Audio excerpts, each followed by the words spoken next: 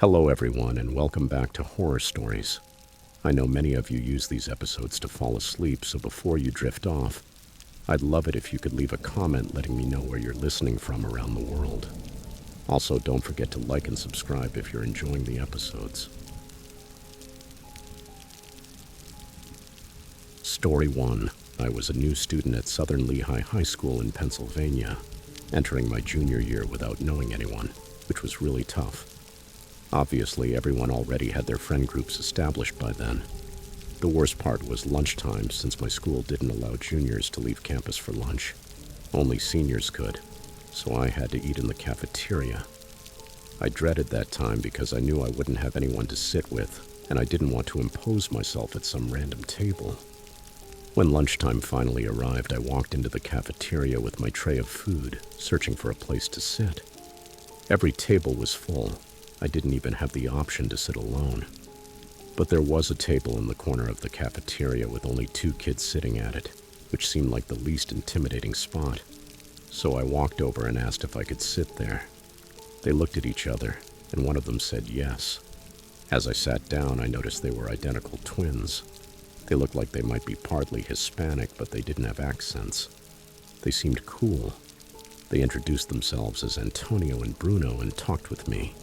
They invited me to hang out with them after school, and honestly, I thought, why not? I had to start somewhere if I was going to make friends. I got their numbers, and after school, I went home to drop off my stuff. Not long after, I got a message from Bruno saying he and his brother were planning to go out and told me to meet them around 9 that night at the nearby cemetery, which was about a 10-minute walk from my house. He said there was a cool spot to hang out near there. Plus, the first day of school was a Friday, so we didn't have class the next day. I had nothing else going on, so I said I was down. When the time came, Bruno texted me asking if I was still coming. I replied yes, that I was leaving in a few minutes, and confirmed that we'd meet at the path next to the cemetery. He said yes, so I started my walk through the dark toward the cemetery.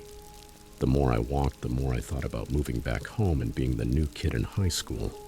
I thought about the fact that I was literally walking toward a cemetery at night to hang out with 2 guys I just met. Anyway, I reached the little path next to the cemetery and asked Bruno where they were.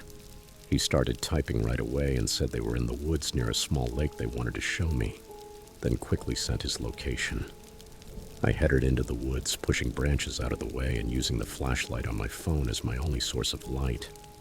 I started calling out for Bruno and Antonio, figuring I was close based on the location Bruno had sent me. Suddenly I heard footsteps, so I stopped. They were definitely footsteps, slow and low. I shouted, hoping they weren't trying to scare me, but they didn't answer. I decided this was stupid, turned around and started walking back toward the path. The footsteps I mentioned before changed from slow and quiet to fast, and before I could react, someone had their nails dug into my neck, essentially choking me. I heard a familiar voice yelling, "Grab him, grab him." I managed to break free from the semi-strangulation and ran toward the path. I know they followed me to the tree line by the path. I was faster than them. I could run miles, and that's what I did. I ran straight home and told my parents, who considered calling the police, but I figured it was better to get photos of the nail marks on my neck and report it to the school the next day. That's what we did. And with the help of the texts I had from Bruno, I was able to get both students expelled. My parents made me block both numbers. I didn't argue with that. They also wanted to make sure the guys didn't know where we lived, and I told them, as far as I knew, they didn't. Anyway, one night about a week later, I woke up feeling really cold in my room. I heard the sound of wind blowing and looked at my window to see it was wide open. I wondered if my mom had come in and opened it, but that wouldn't make any sense. It was like 50 degrees that night. I walked over and looked down just below my bedroom window. There's a part of the house's exterior that sticks out, creating a kind of ledge underneath my window that my dad always told me to use in case of a fire. I closed my window and walked to my parents' bedroom. I knocked softly and opened the door, and my mom, half asleep, asked what I wanted. I had to ask her if she'd opened my window. She sat up, saying no. Why? I told her, now with a more worried tone, that someone had completely opened my window. She started shaking my dad awake to go check my room with me, but when he woke up, he told me to grow up and go back to sleep. I left their door open as I walked back down the hall to my room, and I realized something that shocked me I hadn't noticed. My door now looked half closed instead of fully open like I had left it. I pushed the door a bit to peek through the crack and see if, someone was behind it. Even though I had the thought, I could never have expected to actually see it. There was someone hiding behind my door. I screamed for my dad like a little kid. I screamed so loud I'm sure people 3 houses down could hear me, and my door slammed shut just as my dad came running out of his room toward me. I yelled that there were people in my room, so he burst in and turned on the light. Right then, we saw a person's leg going out of my window. My dad ran to the window, then sprinted downstairs and out the front door to try to chase them. But he came back a few minutes later out of breath, saying he didn't see anyone. Fueled with fear and adrenaline, I swore it had to be those twins I had gotten expelled. My dad called the police, and I had to explain everything to them when they arrived, starting from the incident in the woods. My dad backed up my story, but with no evidence of who had broken in. They said there wasn't much they could do. They told us to lock the doors and consider installing outdoor cameras. As certain as I am that it was one or both of those twins in my room, after a couple of solid months of sleeping in fear, nothing like that ever happened again. Looking back now, I don't know why I was so willing to meet up with those guys in the woods at night. I should have known back in the cafeteria that day that they seemed sketchy, and I should have kept my distance.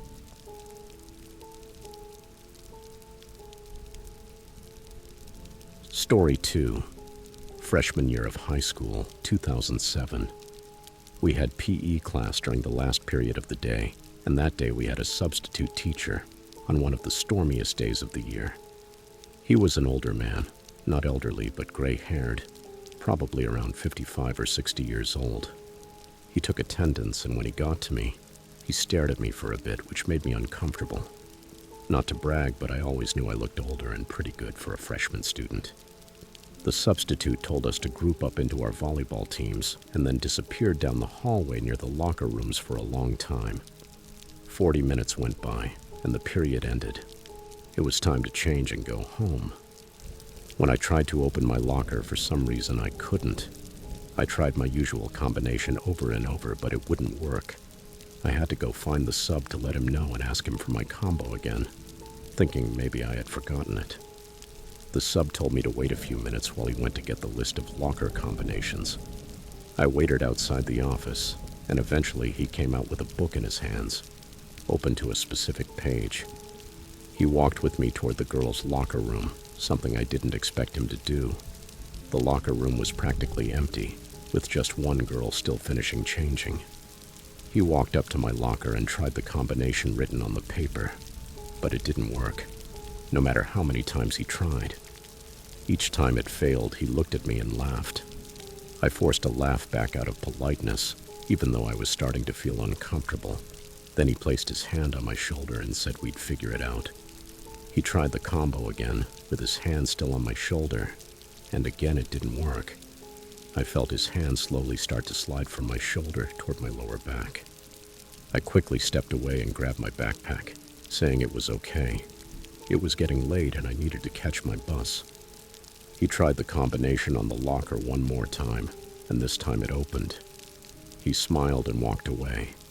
I waited until I heard the locker room door close, then quickly started changing. Suddenly, the room went dark. I finished pulling up my pants and closed my locker in the darkness. I put on my backpack and started walking toward the back exit of the locker room that led outside. I was afraid the substitute might be waiting just outside the door. I felt a predatory vibe from him. As I reached the end of the locker row I was in, at the intersection of 2 rows, I had to turn left to get to the exit door. But instinctively, I also glanced right to make sure it was clear. A little bit of light was coming through a rectangular window up near the ceiling, just enough to see him peeking out from behind the locker wall. That's when I ran toward the exit door. He came after me saying, wait, it's not what it looks like. I ran outside into the rain, off the high school campus, and walked the rest of the way home, giving myself time to process what had happened. By the time I got home, completely soaked, I realized he had most likely changed my locker combination as a way to get me alone. As for what he might have been planning to do when he turned off the lights, I never wanted to imagine it. Honestly, I was too emotionally shaken and frankly ashamed to tell anyone about it. Not even my parents or friends. It was something I just kept to myself all these years because, truthfully, I don't feel comfortable telling people what happened when I was in high school. Story 3, I was in band, and at my school you basically had to choose between band, orchestra, or choir. So I picked band. Our band teacher, Mr. Nicholson, had a grading system set up so that as long as you attended class and your weekly lessons, you'd get an A. Unfortunately, near the end of one term, I had missed 2 lessons, and because of that, my grade was a B. I went to talk to him after class to ask if I could make up the lessons, and although he seemed reluctant, he said he'd let me come in during a lunch period and practice in one of the storage rooms in the basement to get credit for one of the lessons. I was more than happy with that because, honestly, I'd probably just mess around on my phone instead of actually practicing.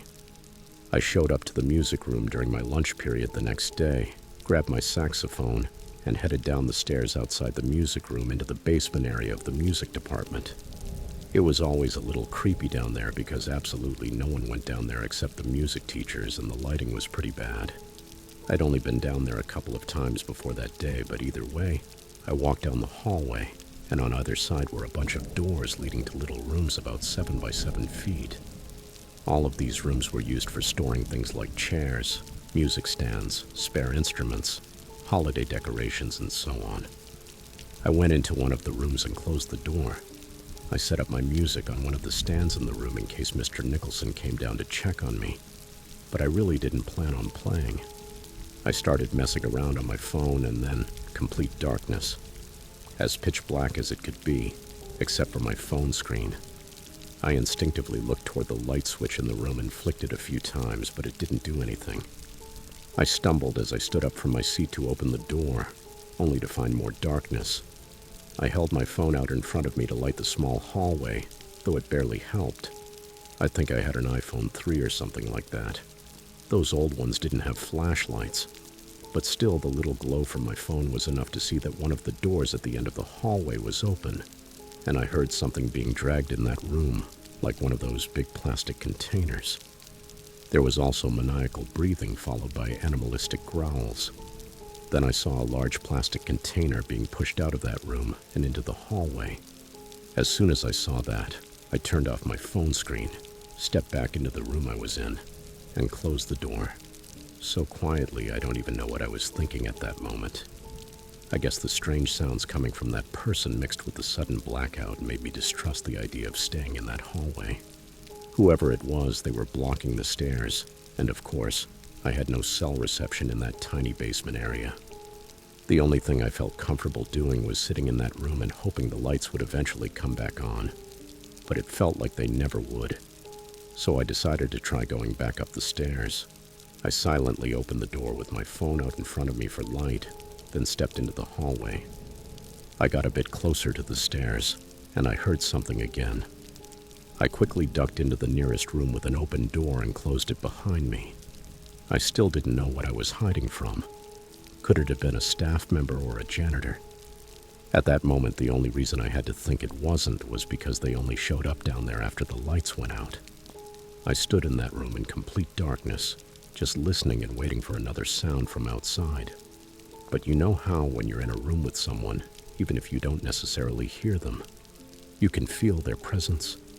Suddenly, that's the feeling I got standing in that completely dark storage room. I lifted my trembling hand and pressed the home button on my phone to light the screen for just a split second. That was enough to see someone standing in the corner of this tiny storage room, 3 feet away from me. I pretended I didn't see anything, but it was already too late. What I heard breaking the silence next was a hand patting my shoulder twice, then starting to squeeze it. I basically lunged for the doorknob, struggling to find it at first, but finally pulling the door open. The man in the room with me tried to shut the door after I opened it, but I was already out. I ran up the stairs and out the door to the main level of the music hall, where the lights were still on. I ran to Mr. Nicholson and breathlessly told him everything. He called security to check the basement section of the music hall, but they came back up and said that aside from a bunch of music equipment being moved around, there was no one down there. For the rest of the period, Mr. Nicholson canceled his flute lesson, and I sat there in the room with him and 5 flutists, explaining the entire story in detail. With no cameras in the music hall, there was no way to catch whoever had gone down there and shut off the basement power. It seemed like someone was trying to steal expensive music equipment, and who knows what else. The next day, I was called into the dean's office to give my account of what happened, and the rest is history. Story 4. One night, my friends and I came up with a brilliant plan. We were going to sneak into the high school basement through one of the windows that had been broken and never repaired. To get to this window, we had to hop over a small metal fence that surrounded the outdoor staircase leading down to the basement. It didn't really stop anyone, but it added that extra barrier that made you feel like you were doing something naughty just by crossing it. We made sure there were no security cars nearby, then jumped the fence. Getting in through the window was tricky. We had to hoist ourselves up and then crawl through an incredibly narrow opening. But once inside, we were in. We split up to explore different areas. One thing was certain. The school basement was a mess and anything but interesting. There was barely any light. A small white light was on in a far corner, and the glow from an exit sign gave off more light than you'd expect. I was looking around when I saw one of my friends ahead of me. He whispered, "Let's go upstairs." So I followed him. We went up and he opened the door to the school's main hallway. Everything was pitch black. I always thought they left some lights on in the school at night, but nope. Not a single light was on, and the only things that really stood out as far as the eye could see were the glowing red exit signs. I followed my friend down the hallway and remember saying, "Dude, this is seriously creepy." He responded, but I started realizing he was right. Who knew if someone else could be in the building besides my friends and me? I didn't know yet what I was about to find out. I followed my friend into the bathroom, and he went into one of the stalls. I whispered, "Hurry up." I waited for a bit, and then my phone started ringing. I answered. It was one of my friends, Chris, asking me where the hell I went. I told him I had gone upstairs with Roland or Brandon. He said, "What do you mean?" "They're with me." And right after that, both Brendan and Roland said, "Hey," apparently on speaker. I stammered the word "I" and froze, trying to think clearly. Then I heard a laugh coming from the stall, not the laugh of any of my friends. I looked up at the stall. Someone was looking at me over the top, probably standing on the toilet. I screamed, "Holy crap," into the phone again and again as I bolted out of the bathroom. Shortly after I got out, I heard the sound of the stall door slamming shut. I tried to run back to the basement in the dark, but it wasn't easy to find. Luckily, I managed to locate it and started yelling their names as I ran down the stairs. I shouted, "Let's go," when they responded, and one by one we jumped from some kind of bin onto the window ledge and crawled out. I was the first one out, terrified that the person from the bathroom might follow me. Once we were all outside, I explained everything, breathless and laughing now that I felt safe with everyone by my side. I guess we made noise or something because as we all turned to look toward the school building and its classroom windows, we saw someone in one of the lower windows with their hands pressed against the glass. You could only see maybe half of their face. I said, "That has to be him," as Roland urged us to get the hell out of there. We ran until we were off school grounds, and that was that. We came up with a bunch of possible explanations, but none of them really made sense. Obviously, we never did anything like that again.